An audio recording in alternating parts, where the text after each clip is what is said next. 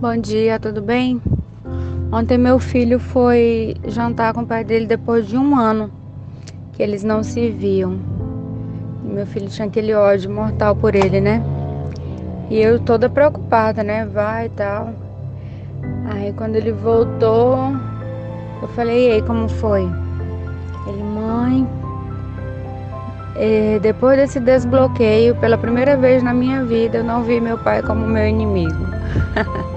Foi tão legal, rimos tanto, me diverti tanto. Parece que começou do zero uma nova vida. Ai, meu Deus. Gratidão, Renan. Muito, muito obrigada mesmo. Nossa, eu falava tanto pra ele que ele tinha que honrar o pai dele. E ele dizia, honrar eu honro, eu só não consigo amar. E ontem, graças a Deus, depois do desbloqueio, ele falou com essas palavras. Depois do desbloqueio, não vi mais meu pai como meu inimigo.